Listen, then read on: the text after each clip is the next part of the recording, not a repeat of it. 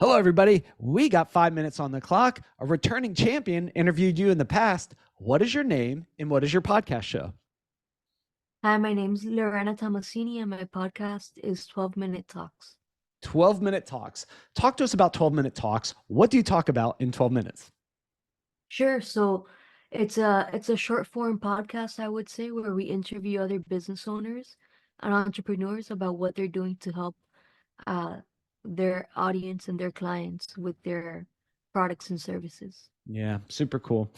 If you could go back in time before you started your podcast show, because we've known each other for a while and we've been in the world of podcasting for a while. If you could go back the day before you started your podcast show and give yourself some input, what input or advice would that be?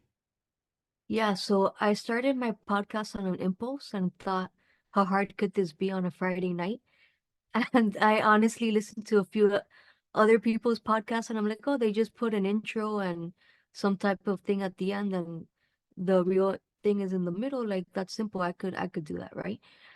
But I would say is really doing a little bit more research Mhm. and figuring out that, it will take time to find quality guests and maybe start delegating sooner, like, the promos and stuff for the podcast. Yeah. Yeah. Like the art and graphic design stuff. Yeah. Hmm. So you going through that process, doing it all yourself, you would say, if I ever did this again, I would focus more on spending more time in research and then maybe even delegating the stuff. With podcasting, many people don't know what happens after you hit record and there's a lot of work, right? Talk to us Yeah. about what are the things that podcasters may want to consider delegating from the things that you've learned. Sure. So definitely editing the podcast, I think would be the first. I spent a lot of times, deleting blank space and things like that. And I'm like, I saw insurance, that's not my job. So, you know, definitely the editing part, the graphic design, anything that you're not an expert in and somebody you can help somebody out by paying them to do it, definitely that.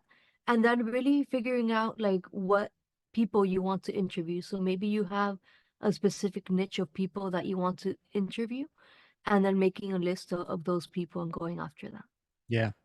So when it comes to interviewing people, when you have a podcast show, it is sometimes difficult to find the right guest, right? Because you're in the world of insurance, right? So interviewing someone who plays soccer, whatever, that might not be the best fit, especially for talking to an audience about insurance and business and entrepreneurship versus, I just used a crazy example.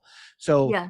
what advice do you have for finding a guest that fits your audience and your work? What have you learned that works for you? Yeah, I think what's worked for me is really that for me they end up being almost like the same avatar as they call it, like, where does this person live? How much do they make? What are their hobbies, right? That type of stuff. Mhm. But I really tailor my podcast to interviewing different people from all walks of life.